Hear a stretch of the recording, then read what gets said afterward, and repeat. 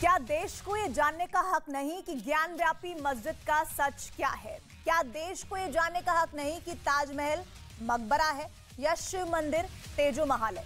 क्या देश को ये जानने का हक नहीं कि जो इमारतें सांप्रदायिक विवाद की जड़ हैं उनका सच क्या है? नमस्कार, देश नहीं झुकने देंगे में स्वागत है आप सभी का। मैं हूं प्रीति रघुनंदन। देश में काशी मथुरा विवाद पहले से ही कोर्ट में है। ऐसे में अब ताजमहल में भी सर्वे की मांग उठ चुकी है। दावा किया जा रहा है कि ताजमहल दरअसल एक शिव मंदिर है जिसका असली नाम है तेजो महाल। सर्वे में करीब 90 साल से बंद पड़े ताजमहल के 22 कमरे खोलने की मांग की गई।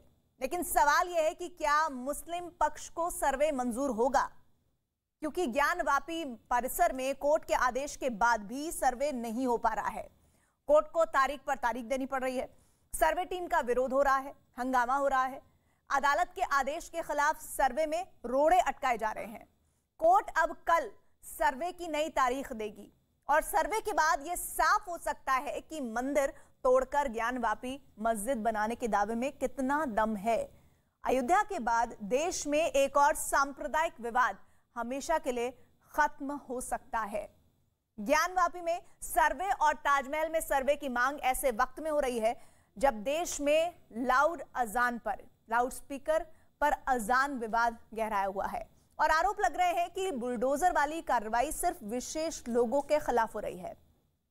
इसलिए आज का सवाल है कि जब सच सामने आने से देश में सांप्रदायिक विवाद घटाए जा सकते हैं, तो फिर सच का सामना होने से क्यों लोगों को डर लग रहा है?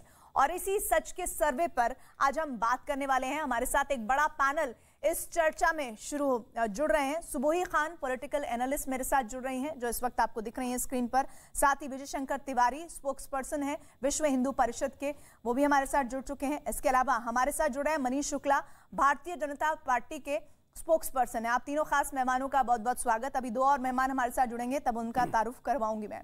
लेकिन शुरुआत मैं करना चाह रही थी, अगर कोई उस पक्ष का जिन्हें सच से डर लगता है वो जुड़ते तो बेहतर रहता। लेकिन चलिए कोई बात नहीं, मैं सुबोही खान से इस चर्चा की शुरुआत कर लेती हूँ। सुबोही, अगर तेजो महाले को लेकर किसी भी तरह का विवाद है और कोई भी व्यक्ति जो देश का नागरिक है, जो लोकतंत्र में यकीन रखता है और कोर्ट का रुख करता है, तो वो कौन लोग हैं जिन्हें सच के सामने से डर लगता है?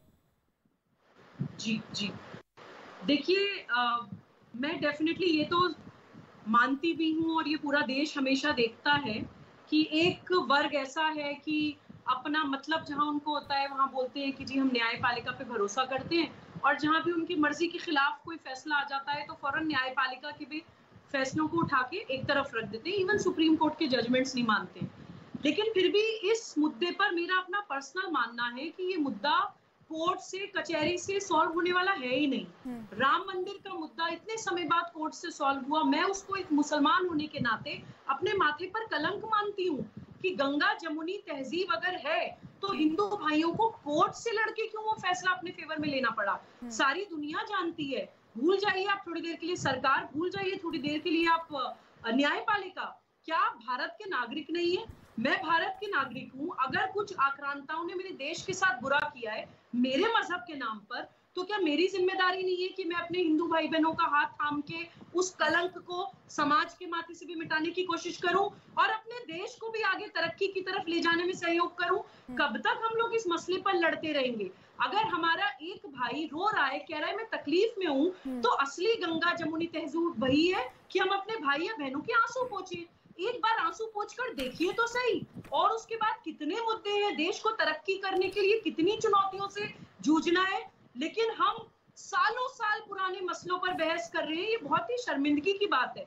मुस्लिम समाज के धर्मगुरुओं को, मुसलमानों की राजनीति करने वाले लोगों को और मुस्लिम समाज को भी ये मनन करना चाहिए कि 40,000 मंदिरों की बात कोई नहीं कर रहा है, लेकिन फिर भी जो महत्वपूर्ण स्तंभ है, अयोध्या मथुरा काशी की तो बात कही जाती है। मैं पर्सनली एक भारतीय होने के नाते कहती हूँ कि 12 ज्योतिर्लिंग, 52 शक्तिपीठ मंदिर और श्री राम और श्री कृष्ण के भव्य मंदिर, एक बार बनवा कर तो देखिए। लेकिन देखिए 50 साल जैसे अभी आपने कहा, अभी आपने खुद ही कहा, इस पर मैं चाह रही थी कि दूसरे पक्ष का भी कोई होता तो मैं उनसे बात करती, वो अभी हमारे साथ जुड़े नहीं है। सुबोई, अभी आपने कहा कि अयोध्या, काशी और मथुरा अगर यहाँ पर मंदिर बनते हैं तो आपको खुशी होगी, लेकिन एक बात और आगे बढ़ जाती है ना, जब बात होती है ताजमहल को लेकर, तेजो महालय को लेकर, तो मनीष शुक्ला जी, आपकी पार्टी के लोगों पर और आपकी पार्टी से प्रभावित लोगों पर यह आरोप लगता है कि जानबूझकर आप लोग मुद्दों से भटकाने के लिए इस तरह की याचिकाओं को बल देते हैं।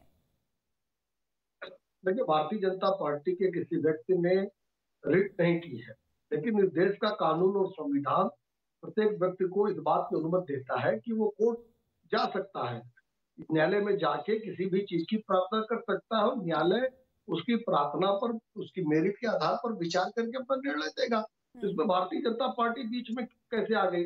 रहा सवाल ताजमहल का, तो भारतीय जनता पार्टी के किसी नेता ने तो कभी नहीं कहा। हाँ, समाजवादी पार्टी के नेता और उस समय संवैधानिक पद पर रहे आजम खान ने जरूर कहा था कि ताजमहल को वक्फ बोर्ड को सौंप देना चाहिए। 2014 की बात है। और लखनऊ ईदगाह के इमाम मौलाना खालिद रशीद फिरंगी ने भी उस समय मांग किया था कि मुसलमानों को लिए खोल दो और 5 वक्त की इबादत करने की अनुमति दो। तो भारतीय जनता पार्टी कहाँ गई? इतिहास अगर आप देखेंगे इस पूरे प्रकरण के विवाद की, तो समाजवादी पार्टी या इस तरह के मौलानाओं ने इसका विवाद को खड़ा किया था। पूज्य योगी आदित्यनाथ जी जब मुख्यमंत्री बने तो उन्होंने क्लियर कट एक बात कही कि ये एक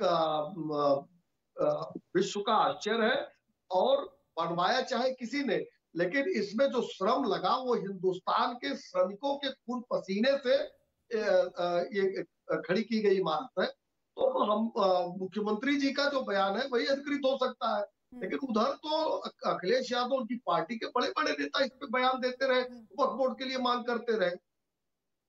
अनुराग भदौरिया जी भी मेरे साथ जुड़ गए हैं। अनुराग जी, स्वागत है आपका। अगर आपने मनीष जी की बातों को सुना तो उनका जवाब दीजिए। वो तो ये कह रहे हैं कि खुद आजम खान कह चुके हैं भाई इसका पूरा करता धरता जो कार्य है पूरा तरह से ताजमहल का वो सौंप देना चाहिए वक्फ बोर्ड को।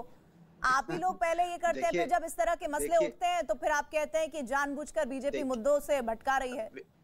बिल्कुल मुद्दों से भटका रही है। और मनीष जी को नींबू जरूर दिखा दीजिएगा तो शायद उनको याद आ जाएगा। नींबू में लिए रहता हूं उनको याद दिलाने के लिए कि भारतीय जनता पार्टी के प्रवक्ता नींबू जरूर देख लें तो उनको याद आएगा कि कई वर्षों तक यही काम मिलने वाला है। और आम आदमी नींबू और मिर्ची लेके अखिलेश यादव को दिखाइए, आप जो उनके ऊपर जो नजर चढ़ी है वो उतर जाए। कितनी महंगाई है देश में, आप मुझे बोलने दीजिए। इन्होंने नींबू और मिर्चा भी ले लीजिए और अखिलेश यादव को दिखा दीजिए। अरे मनीष जी एक मिनट उनको बात पूरी करने दीजिए। भाई नींबू की बात क्या जवाब देना जरूरी है? बिना किसी रोक टोक के उन्हें 30 सेकंड तो बोलने दीजिए। और अनुराग जी, आपसे भी मैं यही उम्मीद करूंगी, जब मैं आपके बीच किसी को बोलने से रोक रही हूँ तो मैं आपसे भी यही उम्मीद करूंगी कि आप भी किसी के बीच नहीं बोलेंगे। प्लीज आप अपनी बात को पूरा कीजिए। तो मैं भी प्रीति जी हाथ जोड़ के आपसे निवेदन यही उम्मीद करूंगा कि आप मुझे बोलने देंगे और मुझे टोका टेकी कम होगी, क्योंकि वैसे भी संघर्ष बहुत करना पड़ता है बोलने के लिए। सवाल यह है कि भारतीय जनता पार्टी एक झूठ का अंबार है, बहुत बड़ा, एक कहते हैं ना, एक बहुत बड़ा झूठ की पहाड़ है। झूठ जितना भी बोल सकते हैं, झूठ जुमला बोलना इनके डीएनए में है। ये झूठ ही बोलना है, इनको कुछ करना ही नहीं है। और असली मुद्दों से ध्यान भटकाना भी इनके डीएनए में है, क्योंकि ये यही दो ही काम करते हैं, झूठ बोलना और समाज के असली मुद्दों से ध्यान भटकाना और किस तरह से समाज को उलझा दें, जाति धर्म की राजनीति में उलझा दें और अपना काम निकाले जाए कि कोई इनसे पूछ ना पाए कि पेट्रोल डीजल की कीमत क्या है, कोई इनसे पूछ ना पाए कि दाल की कीमत क्या है, कोई पूछ ना पाए नींबू क्या भाव बिक रहा है, कोई पूछ ना पाए कि बिजली कितने घंटे आ रही है, कोई पूछ ना पाए कि यहाँ की जो अर्थव्यवस्था की हालत क्या है, कोई पूछ ना पाए स्वास्थ्य व्यवस्था की हालत क्या है, कोई इनसे पूछ ना पाए कि जो ललितपुर में बच्ची की मौत हुई है कैसे, इतनी दर्दनाक ललितपुर बच्ची के साथ जो अन्याय हुआ वो क्यों हुआ, और यहाँ पे चंदौली में बच्ची को किस तरह से पीट के मारा गया, कोई पूछ ना पाए। ये इनकी आदत बन चुकी है। और ये बड़ी असली बात है अनुराग जी, नहीं मुद्दे पे आ रहा हूँ, पहले दूसरा इनको बता दें। और इनके नेता वो हैं जो ललितपुर में जाते भी नहीं है और ना ललितपुर की घटना पे कुछ बोलते हैं और ना ही चंदौली घटना में बीजेपी के नेता कोई बोलते हैं और ना जाते हैं। अब आपके मुद्दे की बात है, जहां मुद्दे की बात यह है कि ये मुद्दे से ध्यान भटकाने की बात कर रहे हैं और कुछ नहीं है। इनको कोई लेना, यही तो ताजमहल को कलंक बताते थे, याद है आपको? कलंक बताने वाला कौन था? भारतीय जनता पार्टी। जब इनकी सरकार बनी थी तो ताजमहल को इनके नेता कलंक बता रहे थे। बाद में जब समाजवादी पार्टी ने संघर्ष करके बताया ये कलंक नहीं है, ये हिंदुस्तान के लिए प्राउड की बात है, जो पूरा विश्व इसे देखने के लिए आता है। और समाजवादियों ने किस तरह से सजाया संवारा था इसको, जो इन्होंने कुछ किया नहीं, वहां पे एक काम तक किया नहीं, कलंक और बताते थे ताजमहल को। ये वो पार्टी के लोग हैं जो आज बताएंगे। इनका काम सिर्फ कभी ताजमहल की बात करेंगे, कभी लाल किले की बात करेंगे, कभी ज्ञानव्यापी की बात करेंगे, कभी इधर की बात करेंगे, कभी उधर की बात करेंगे। लेकिन प्रीति जी ये महिला सम्मान की बात नहीं करेंगे, ये बेरोजगारी की बात नहीं करेंगे, महंगाई की बात नहीं करेंगे। पर वो जो आजम खान ने कहा था, सुनिए ना, आजम खान ने जो कहा था उस पर भी तो बोलिए दो शब्द। मैं आपसे क्या कह रहा हूं, किसी ने कुछ नहीं कहा, सिर्फ एक ही बात है कहने का मतलब कि कलंक किसने बोला था, मेरा सीधा सा सवाल है। अब आपसे सवाल पूछेंगे तो आप दूसरा सवाल पूछ लीजिए, मतलब जो जवाब नहीं देना ना सीधे कह दीजिए जवाब नहीं देना, सीधे कह दीजिए कि जवाब नहीं देना है आपको। आप सुनिए एक सेकंड सुनिए, मेरे साथ मौलाना अली कादरी जुड़ गए हैं, चेयरमैन है सीरत उल नबी अकेडमी के। ये तो हर चीज बेचने में अली कादरी जी तो बेचने में लगे। ठीक है सर, अली कादरी जी कागज नहीं दिखाएंगे, बुलडोजर नहीं चलने देंगे, सर्वे नहीं होने देंगे, बंद कमरे नहीं खुलवाएंगे, क्या करवाना चाहते हैं आप लोग? हम करवाना चाहते हैं। देखिए मैडम, कागज किसको दिखाएंगे और क्यों दिखाएंगे, पहला सवाल। अली कादरी जी से मेरा सवाल है। ना सुनिए, कागज किसको दिखाएंगे और क्यों दिखाएंगे? हम भारतीय थे, भारतीय है, भारतीय रहेंगे। रहा सवाल बुलडोजर का, तो मैं ये कहना चाहूंगा कि कोविड की लहर से अभी हम बाहर निकले नहीं, लोगों के पास खाने को खाना नहीं है, स्कूल की फीस भरने पेरेंट्स के पास पैसा नहीं है। अब आप लोगों को बेरोजगार करेंगे और जितनी भी उनकी रोटी है वो भी छीन लेंगे इल्लीगल कंस्ट्रक्शन के नाम पर, तो क्या ये इंसाफ होगा? एक मिनट के लिए सुनिए, एक मिनट के लिए मान लीजिए, एक मिनट के लिए मान लीजिए कि अगर वो इल्लीगल कंस्ट्रक्शन है, थोड़ा वक्त दीजिए, हालात जब समझ जाएंगे तो काम हो जाएगा। सर्वे होने देंगे, सच का सर्वे, ताजमहल तेजो महल है। ये सच और झूठ का फैसला आप कब से करने लगे? अदालतें बैठी है ना, वो फैसला करेगी सच क्या है गलत क्या है। भाई किसी ने याचिका दायर की, उस याचिका में उसने कहा कि ताजमहल ही तेजो महल है, और वो साक्ष्य बता रहे कि उसका दावा ये, सुनिए तो सही, तो उस पर अगर सच का सर्वे हो जाए, मैं तो ये नहीं कह रही कि वो ताजमहल है या तेजो महल है, क्या है नहीं है, वो सबूत जब सर्वेक्षण की टीम जाएगी एसआई की, वो देख लेगी जाके, तो वो होने में किसको दिक्कत है और क्यों दिक्कत है?